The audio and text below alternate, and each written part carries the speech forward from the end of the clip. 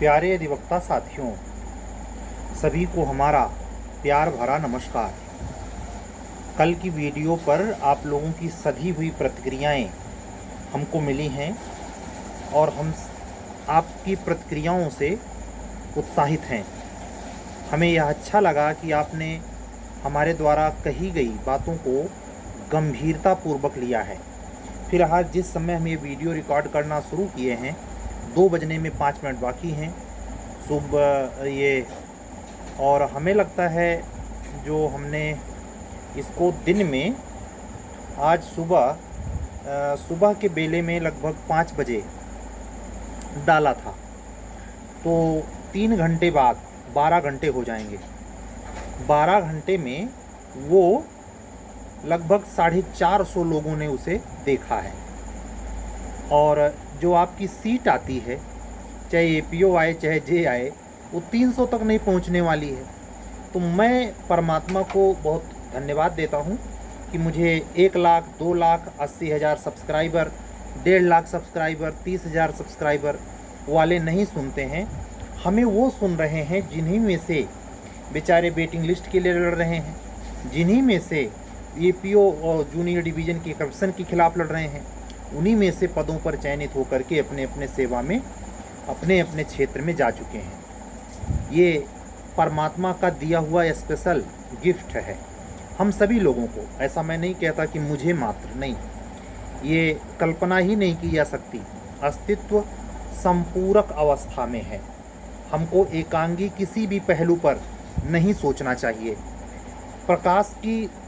प्रकाश के अस्तित्व की व्याख्या बगैर अंधकार के अस्तित्व के नहीं की जा सकती। इसको ऐसे समझ सकते हैं, चाक से ब्लैक बोर्ड पे जब हम लिखते हैं तो जितना पीछे ब्लैक पोर्शन ज़्यादा रहेगा, पुराने ज़माने में पोताड़ा जाता था, कालिक से उसको पूरे ब्लैक बोर्ड को कलर कर दिया जाता था। उसके ऊपर पंडित जी या मास्टर साहब उस पर अपने चाक से लिखते थे। वो जब पहली बार काला करके लिखा जाता था तो सबसे ज़्यादा सुंदर दिखता था। आप इस सुंदरता में जो पीछे का ब्लैक एकदम न्यू ब्लैक किया गया है और ऊपर से लिखा गया सफ़ेद शब्दों में अक्षर, शब्द जो लिखे गए होते हैं, उसका सौंदर्य आप ढूंढिए। सौंदर्य किस कारण से है? क्या वो सुंदर शब्द लिखे गए हैं इसलिए? इसी पर सोचिए। आपके हस्तकला से जुड़ा हुआ बात है। हैंड राइटिंग जो प्रसंग बनता है ना कि हैंड राइटिंग हमारी बड़ी पुअर है, उसके वजह पर ये बहुत बढ़िया एग्जाम्पल दृष्टांत पे चर्चा छिड़ी है, संजोग से परमात्मा ने छिड़वाई है। तो 2 मिनट बात करेंगे, आप गौर करेंगे तो उस पर कुछ भी लिखें, क्रम से लिखें, थोड़ा सीरियलबद्ध लिखें। क ख ग या ABCD वर्णमाला लिखी हुई है मान लीजिए, या नंबर लिखे हुए हैं, या उस पर टेबल्स लिखी हुई हैं, कुछ भी है, इमेजिन कर लें। उसके शब्दों के बनावट का विशेष सौंदर्य वो शोभा पा रहा है, या उसके पीछे का वो ब्लैक पोर्शन जो ब्लैक है और ऊपर उजला है, विरोधाभासी कलर की स्थिति बन रही है, वो सौंदर्य का कारण है, या मात्र और मात्र ये वस्तु स्थिति इसका सौंदर्य कारण है। यानी ध्रुविरोधी कलर अगर लगा दिए जाएं, जैसे जो बच्चा नन्हा हो, शिशु हो, खूब गोरा हो और उस बच्चे के माथे पे काला टीका की अपेक्षा एक बहुत गहरे कलर का सांवरा या ब्लैक लगभग हो, उसको भी काला टीका। अब इसमें काला टीका सबसे ज़्यादा शोभा किसको पाएगा? जो गोरा है, यानी विरोधाभासी। इसका निष्कर्ष क्या निकलता है? विरोध के बीच में संतुलन, विरोध के बीच में एक अहैतुक सामंजस्य। इसीलिए जैसे आप यहाँ से कुछ चीज़ ग्राह्य करते हैं, परमात्मा ने आपको मुख ग्रास करने के लिए दिया, गंदगी शरीर से बाहर निकालने के लिए अवस्कर द्वार दिया। ऐसे ही आप विधि के क्षेत्र में, विधाता के क्षेत्र में कोई भी खंड, गैलेक्सी कहीं भी अगर जीव की कल्पना करते हैं तो वो एक सिरीय नहीं है। उसका अस्तित्व जैसे पेड़ पौधे का विशाल वृक्ष लीजिए बरगद का, उसकी जड़ें पाताल में कितनी गंदगियों के बीच में मिट्टी के अंदर पाताल तक पहुंची हैं, तब उसका अस्तित्व टिका है। ऐसे ही इन सारे एग्जाम्पल से अपने जीवन को सर्वश्रेष्ठ बनाने का प्रयास करना चाहिए। अपनी हस्तकला भी, यानी आप किस पेपर पे लिख रहे हैं वो कितना श्वेत है, और आप किस पेन से लिख रहे हैं ये भी मायनेफुल रखता है। आप सुंदर अक्षर के अपेक्षा अगर थोड़ी अस्पष्टता पे ध्यान दें, ये ज़रूरी नहीं है कि हर आदमी बिल्कुल जैसे वो टाइप की हुई मशीन से टाइप किया हुआ शब्द आता है वैसा लिख दे, नहीं। वो स्वभावतया अधिकतर लोगों में तो ये मुझे मिला विधि के क्षेत्र में कि वो बहुत औसत से निम्न दर्जे का लिखते थे, लेकिन स्पष्ट लिखने की वजह से, साफ साफ लिखने की वजह से उनको एग्जामिनर ने समझा, उनको नंबर प्रोवाइड कराए और उनको सफलता मिल गई। ऐसे जीवन के पहलू में है जो आपका सगा भाई, यार, मित्र, दोस्त, दोस्त का दोस्त इत्यादि एक आम व्यक्ति आपके स्वभाव से मेल नहीं खाता, ये यकीन से कह रहा हूँ। आप उससे दो तरीके के संबंध से जुड़ सकते हैं। एक तो ये हमारे लायक नहीं है, इसका मेरे से कोई ताना बाना नहीं बन सकता, और नफरत से भर सकते हैं। दूसरा ये कि आप उससे उदासीन हो सकते हैं। तीसरा ये कि आप उससे दूरी बनाने के साथ साथ अंदर नफरत लिए रह सकते हैं। चौथा ये कि आप उसको उसका स्वभाव मानकर स्वीकार कर सकते हैं। इसमें से उसी क्रम में चीज़ों को बताया हूँ जिस क्रम में आदमी जी रहा है, घर में भी, बाहर भी, बस में, ट्रेन में, भीड़ में, क्राउड में, हिंसक अहिंसक भीड़ में। इसी भावना से है। वो 2-4 मिनट में तय कर लेता है कि ये किस मेथड का आदमी है। अपने ग्राउंड के आधार पे दोनों तरफ से तय हो जाता है इससे बात करनी ठीक है या दूरी बनानी। और ये चारों चीज़ें 4 प्रकार के लोग करते हैं। जो मध्यम मार्ग में हैं, जो एकांतवादी प्रकृति के हैं, जिनको बहुत भीड़ बिल्कुल नहीं लाइक करती, उनको भीड़ से मतलब नहीं है, उनका सेफ जोन हो जाता है। क्या? जब वो भीड़ से ही इत्तेफाक नहीं रखेंगे तो समस्या आएगी नहीं। जैसे बाल ब्रह्मचारी का ढोंग करने के लिए कोई हिमालय में जाके तपस्या करे, अब वहाँ कोई संभावना नहीं है। आज का टेक्नोलॉजी का ज़माना है, आज तो कहीं भी ले जाए पूरा संसार एक मोबाइल सेट में चला ही जाता है, लेकिन एक ज़माने में हुआ करता था। और दूसरा ये घर परिवार गृहस्थी के बीच में टक्कर ले, रोज़ बदनामी के ताने बाने के बीच में जुड़े घिसे, लेकिन फिर भी अपने आप को संयत पूर्वक ज़िंदगी गुजार ले जाए। वृद्धावस्था आए, प्राण पखेरु उड़ जाएं, उसके परिवार वाले उसका अंतिम संस्कार कर दें, लेकिन उसके बारे में ये छवि न पहुँचे कि ये आदमी कैरेक्टरलेस था। ऐसा वो कैसे निकाल लेता था? गृहस्थी के जीवन में रहते हुए ऐसा वो कैसे तमाम लोग निकाल लेते हैं? उसकी मात्र वजह यही है कि वो सेतुगत संबंध में थोड़ा विकसित होते हैं। मतलब किसी से रिश्ता अपने मतलब का रखते हैं। ऐसे आपके पढ़ाई के सेक्टर में जब आप अपने नए जगह पे पढ़ने जाते हैं, मान लीजिए मुखर्जी नगर चले गए हैं, गांधी विहार में रह के तैयारी करते हैं, कहीं भी शहर में रह के तैयारी करते हैं जहां आपको लाइब्रेरी ज्वाइन करनी है या ग्रुप्स में बैठना पड़ता है क्लासेस में, तो आप ऐसे साथी की तलाश करते हैं जिससे स्वभाव आपका जुड़ता हो। लमसम मेरा मानना है यही एटीट्यूड, यही बिहेवियर हमारी अधिवक्ता बहनें भी अपनाती हैं। कभी कभी विरोधाभास देखने को मिलता है कि दोनों के स्वभाव में मूलतः बहुत बड़ा डिफरेंस है, लेकिन फिर भी बहुत ज़बरदस्त मित्रता है। तो ये तो अपवाद की श्रेणी में आएगा। हालांकि इस पर बोलूँ तो लंबा बड़ा सटीक व्याख्या होगी। ऐसा क्यों होता है? ऐसा क्यों होता है वो अगर आप बायोलॉजी के स्टूडेंट होंगे तो आपको ये पता चलेगा। ग्रेगर जॉन मेंडल का नाम आप जानते होंगे, आनुवांशिकी के पिता हैं वो।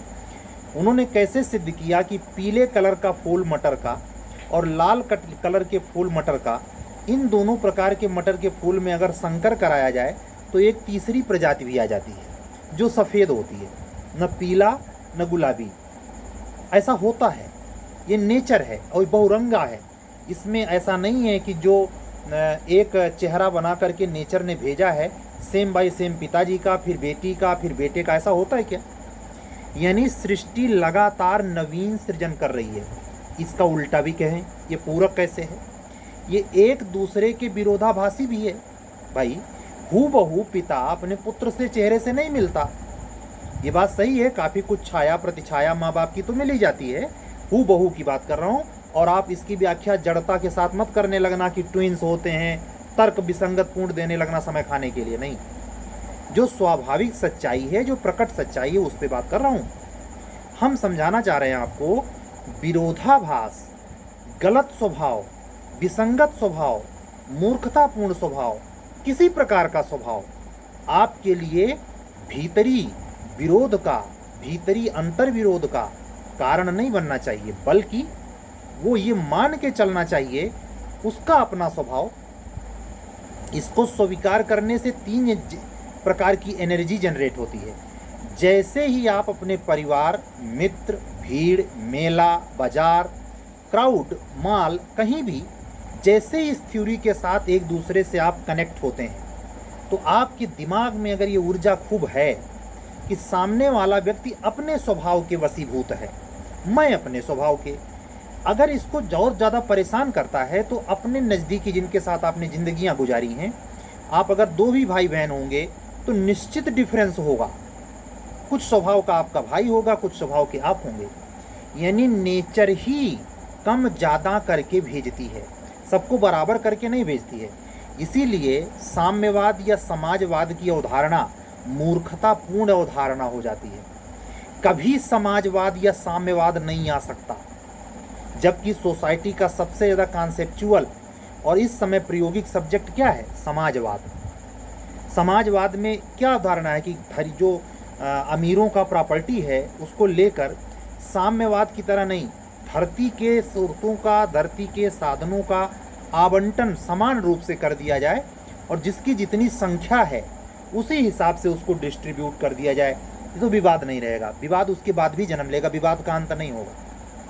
हम बात कर रहे हैं वैपरीत्य की, विरोधाभास की, जो आपके जीवन में, पढ़ाई के क्षेत्र में, व्यवहार में, साथी संगी के रूप में आता है। उससे निपटने का सबसे औचित्यपूर्ण, ये दबावजनक बात नहीं कह रहा हूँ कि ज़बरदस्ती करना, ये आपके सुमार में आना चाहिए, स्वभाव में सुमार होना चाहिए। स्वीकार करिए। जैसे अपने बच्चे को, अगर प्रहलाद को हिरण्याकश्यपु स्वीकार कर लेता तो क्या नरसिंह अवतार होता? बताइए। वो बिल्कुल आमादा था कि मैं जैसे कह रहा हूं वैसे कर, तू मेरा बेटा है। लेकिन वो सीधा, मतलब अस्तित्व जो था, अस्तित्व नवीनता का बोधक है। इसीलिए जो लोग बहुत परंपरा के चक्कर में फंस जाते हैं, वो पीढ़ी, वो समाज बहुत दकियानूस हो जाता है, सिकुड़ जाता है, और प्रवाह में ना होने के कारण, स्वीकार न करने पाने वाली स्थिति के कारण वो जड़वत होता चला जाता है और एक समय वो असभ्य और जंगली कहाने लगता है। आप क्या समझते हैं? जिस नंगे पुंगेपन को आप देख करके अश्लील और तमाम तरीके के ठप्पेबाजी कर रहे हैं, अधिकतर देश नॉर्मल ज़िंदगी उसी में जी रहे हैं। और अगर आप स्टेटस रिपोर्ट देखेंगे ज़िंदगी के किसी पहलू की, जो आपके एग्ज़ाम्स में पूछे जाते हैं, जैसे ट्रांसपेरेंसी रिपोर्ट, हैप्पीनेस रिपोर्ट, तमाम लैंगिक असमानुतापात रिपोर्ट, आप इसको जब आप मॉनिटर करेंगे तो आप हैरान रह जाएंगे जानकर, जितना ओपन कल्चर में कंट्री जी रहा है, यानी जहां इस प्रकार की बातों को बहुत तवज्जो से नहीं लिया जाता, वो लोग बहुत नॉर्मल लाइफ जी रहे हैं। और जितना ही यहाँ रिगिड तरह तरह के प्रतिबंध हैं, उसका नतीजा है वो प्रतिबंध रह भी नहीं गए हैं, लेकिन जो प्रतिबंध लगाना चाहते हैं वो चिंता से मरे जा रहे हैं। उनको लगता है कि अगर हमारी सोच के हिसाब से नहीं हुआ तो दुनिया बह जाएगी, भारत धंस जाएगा। कभी नहीं, नेचर अपने आप दुरुस्त कर देती है। कोरोना के 2 साल का समय आपके आंखों के सामने से गुजरा है। नेचर ने अपने एक हल्के से इशारे से ये संकेत दिया कि हम जब चाहें, जिस पल चाहें, हम ख़त्म कर सकते हैं आपको, लेकिन आपको समझ में नहीं आता। आप सभी में से अधिकतर लोगों में भ्रम होता है कि मेरे हिसाब से अगर मेरा बच्चा नहीं चलेगा, मेरे हिसाब से मेरी पत्नी नहीं चलेगी, मेरे हिसाब से मेरा पति नहीं चलेगा, तो बंटाधार हो जाएगा। कुछ नहीं हो जाएगा। केवल एक सूत्र पे काम करें। जैसे राइटिंग के लिए मैंने बताया, सिर्फ ये कि अक्षर बहुत सुंदर लिखे जाने चाहिए। अल्फ़ाबेटिकली ABCD या क ख ग घ लिख रहे हैं तो उसका लावण्य, उसका जो बनावट है बहुत सुंदर होना चाहिए। मात्र वजह ये नहीं होता, कई वजह से अक्षर सुंदर दिखता है। यानी पीछे का पोर्शन, उसके आगे का, मतलब वो कई चीज़ों का संतुलन है, तब वो सौंदर्य निकलता है। आप जो दूरदर्शन में या मूवीज़ में, वेब सीरीज़ में या कोई भी ऐसा सौंदर्य बोध देख रहे हैं, वो एकांगी देख रहे हैं। उसके पीछे कई तत्व घटक हैं। कॉस्मेटिक संसाधन भी जिम्मेवार हैं, उसके पीछे का दृष्टिकोण जिम्मेवार है। आप एक स्त्री को इस भाव से देख रहे हैं कि कामोद्दीपक भाव आ रहा है, आप उसी स्त्री में अपनी माँ को देखने लग रहे हैं। अब समस्या ये है, देखना सौंदर्य है या भावदशा? आज मैं ये व्यक्तिगत तौर पे आपको शेयर कर रहा हूँ, आप सभी इससे सहमत होंगे, हमारी अधिवक्ता बहनें भी इस बात को मानेंगी। जिस भी व्यक्ति को विपरीत जेंडर में सौंदर्य का अत्यधिक बोध होता है, उसका मतलब उसमें जो रिलेशंस पावर है या काम शक्ति जिसको कह सकते हैं, ज़्यादा होती है वो व्यक्ति। इसलिए आप देखें, वीनस के पोर्शंस के हिसाब से, एस्ट्रोलॉजिकल पॉइंट से एक बात कहूँगा कि वीनस के ही पॉइंट्स के हिसाब से जितने भी मॉडलिंग सेक्टर में लोग काम कर रहे हैं या फिल्म इंडस्ट्री में सौंदर्य के दम पर हैं, उसके पीछे उनका यही भूगोल काम कर रहा है। वो यही चीज़ है, वो एक एंगल से नहीं सुंदर हैं। फिल्में जो सौंदर्य के नाम पर, जैसे मुगले आजम लें, अभी उनमें काम करने वाले कलाकारों को ऐसे जनरली कर दें तो कोई उनको थूकने तक न जाएगा। लेकिन गाने अच्छे, वो जहाँ खड़े हैं वो मंजिल इमारत पर बहुत अच्छी नक्काशी की गई, उस पर गाना ध्वनित करने के लिए अच्छी आवाज़ वाले को बुलाया गया।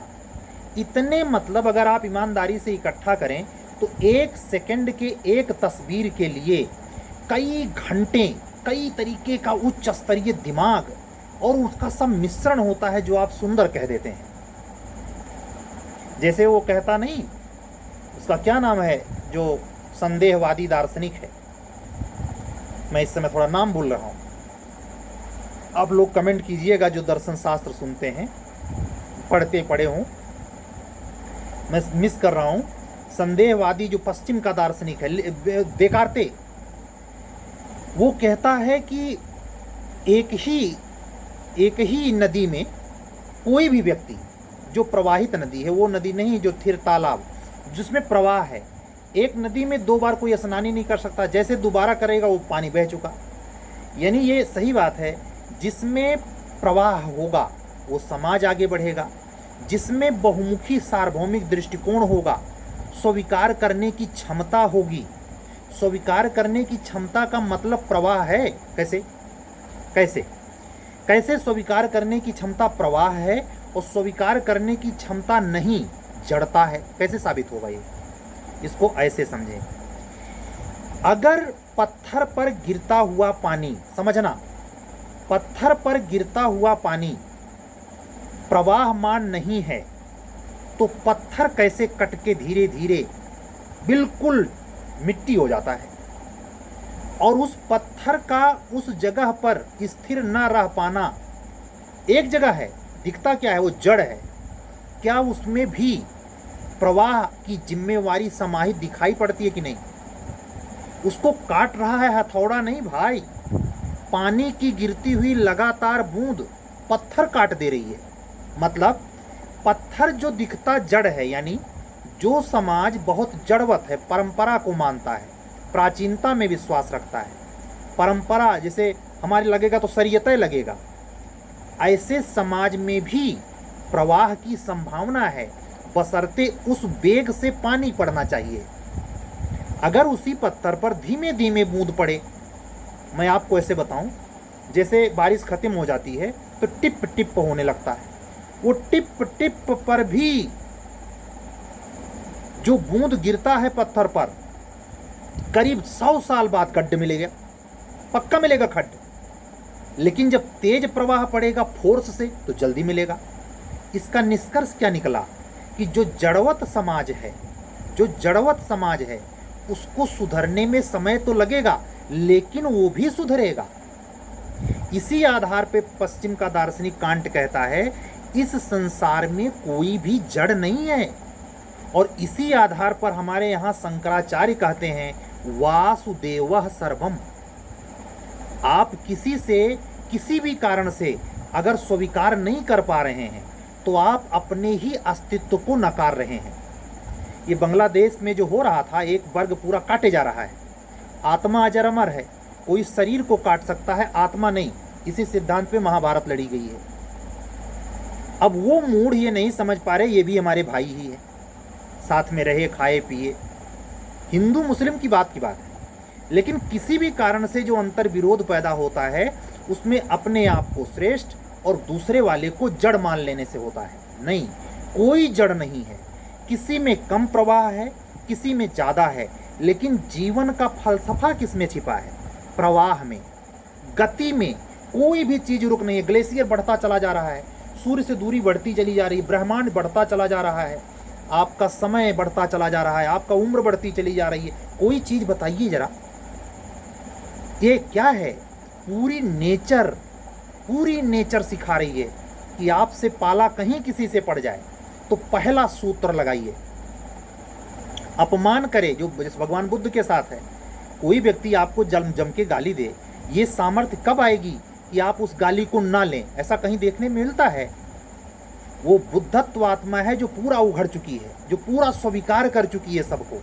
तो एक साधु, जो सन्यासी, जो संत हो चुका, वो चाहे कोई गाली दे, चाहे कोई प्रशंसा करे, फर्क नहीं पड़ता। लेकिन एक आम आदमी को अगर कोई कायदे से हल्का सा धक्का दे दे तो थप्पड़ रसीद कर देता है। ये क्या प्रमाण है? वो जो संत है वो निर्विकार प्रवाह में है, और जो ये आम आदमी है वो जड़ता से घिरा हुआ है। समझ गए?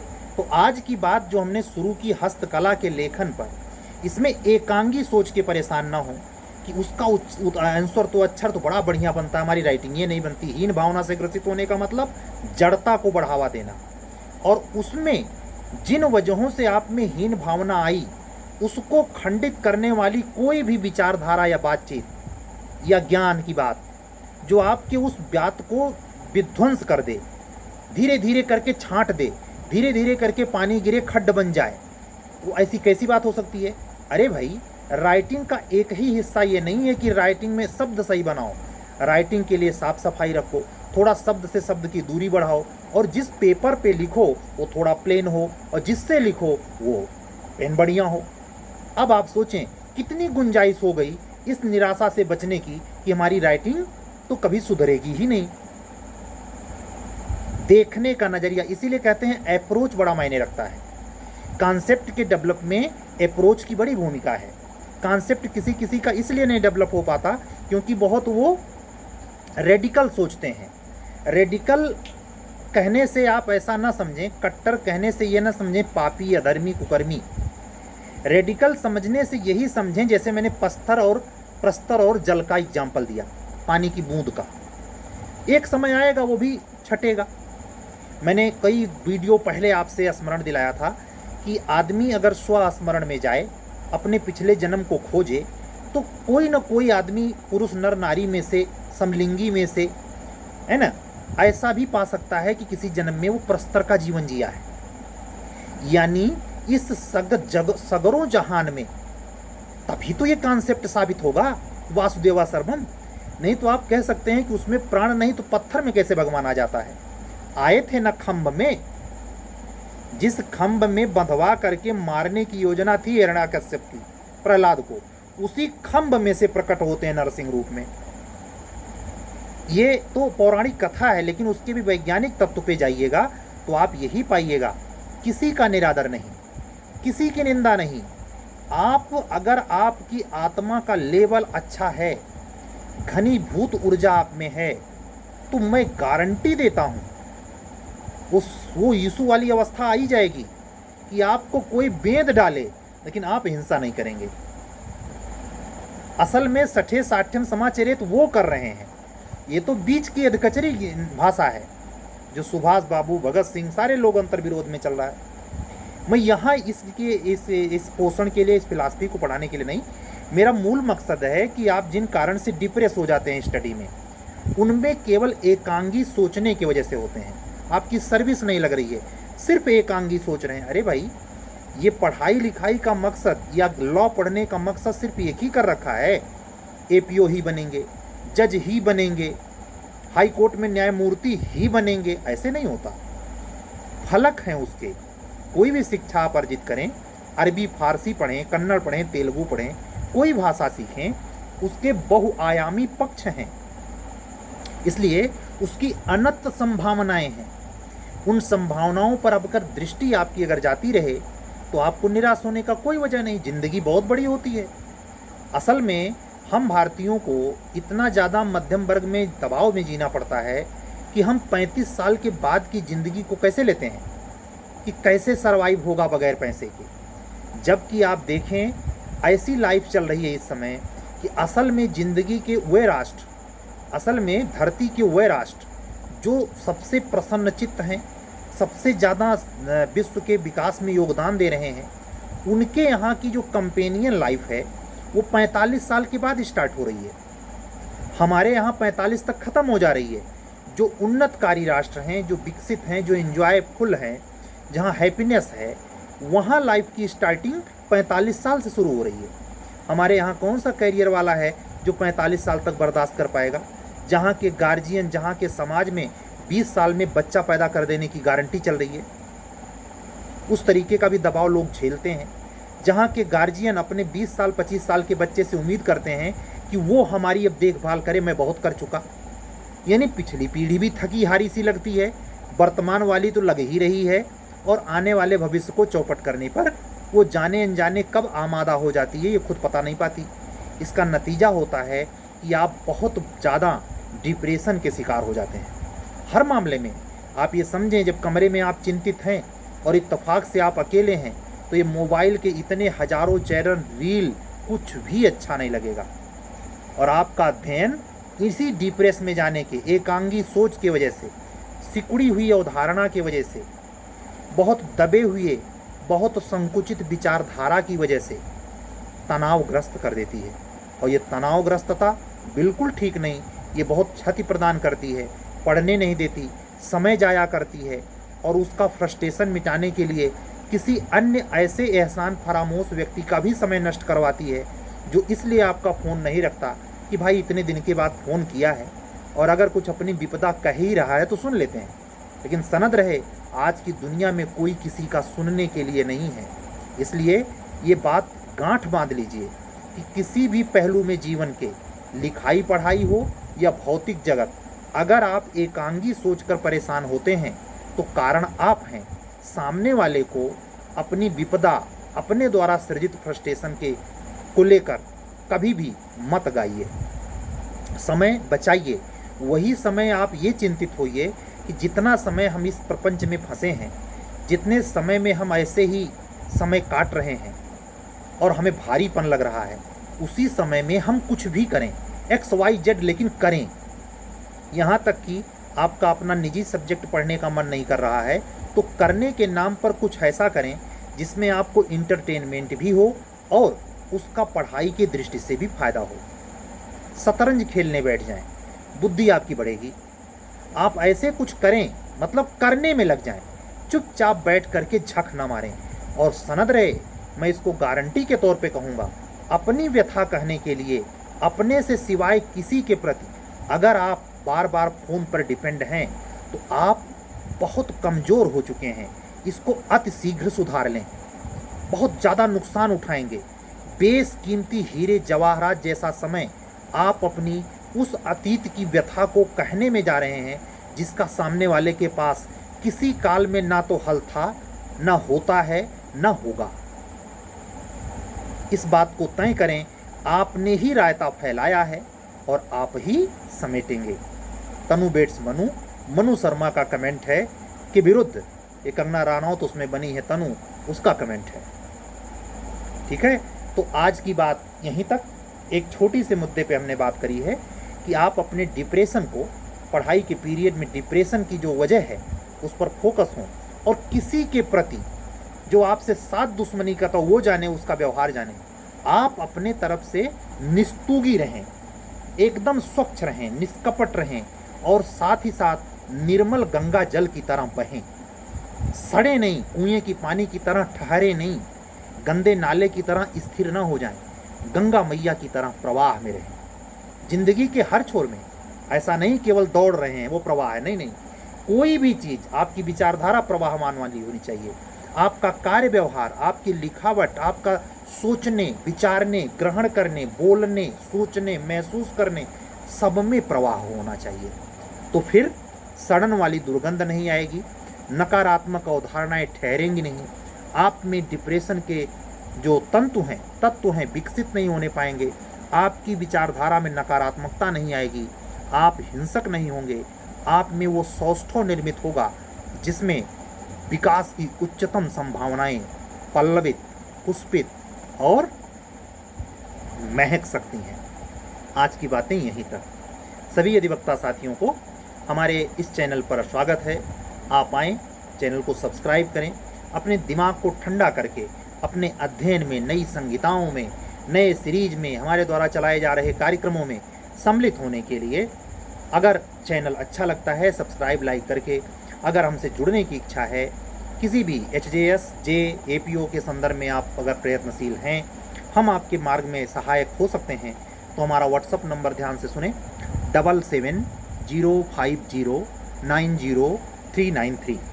ये व्हाट्सअप नंबर केवल है, इस पर कॉलिंग नहीं होती। इस पर आप व्हाट्सअप करेंगे तो हम आपको कॉन्टैक्ट नंबर प्रोवाइड कराएंगे और फिर बातचीत होगी। अगर मामला जमता है तो हम लोग अपने पढ़ाई के मामले में जुड़ जाएंगे और आगे बढ़ेंगे।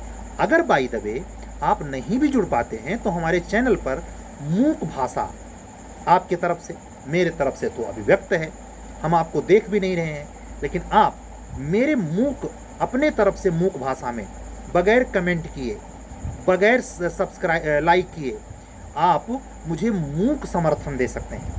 और ये भी एक समर्थन होता है। कॉन्ट्रैक्ट एक्ट में पढ़ें, सेक्शन 17 का इलस्ट्रेशन कितना बड़ा मायने रखता है। कब मौन कपट के तुल्य हो सकता है। मौन भी भाषा है, चुप्पी बहुत बड़ा जवाब है। इसीलिए तो कह रहा हूँ, जीवन का कोई भी पहलू अर्थहीन, निस्सार, घृणित पक्ष की तरह नहीं है, सोच के ऊपर डिपेंड करता है। चलने दीजिए, कल फिर मिलेंगे। सभी अधिवक्ता साथियों को आज के दिन पर मेरे द्वारा बोली गई हर वाणी, हर शब्द, हर भाषा, हर भाव लेटे हुए हनुमान जी के प्रति हम निवेदित करते हैं। कल मिलने के पक्के वादे के साथ आप लोगों को उत्साहवर्धन हेतु, आप लोगों के अध्ययन के प्रति जो मंजिल आपने तय कर रखी उसको प्राप्ति हेतु, आपके रास्ते को सुगम बनाने हेतु एक नए वक्तव्य के साथ, नई बातचीत के साथ, नए समामेलन के साथ, नए ऊर्जा जोश खरोश के साथ कल फिर मिलेंगे। सभी अधिवक्ता साथियों से जय सिया राम बोलते हुए, अपनी बहनों से जय सिया राम बोलते हुए आज की वाणी को विराम देता हूँ। कल फिर मिलूँगा। सभी अधिवक्ता साथियों को हमारा प्यार भरा नमस्कार। कल मिलेंगे। सत्यमेव जयते। शुभ रात्रि।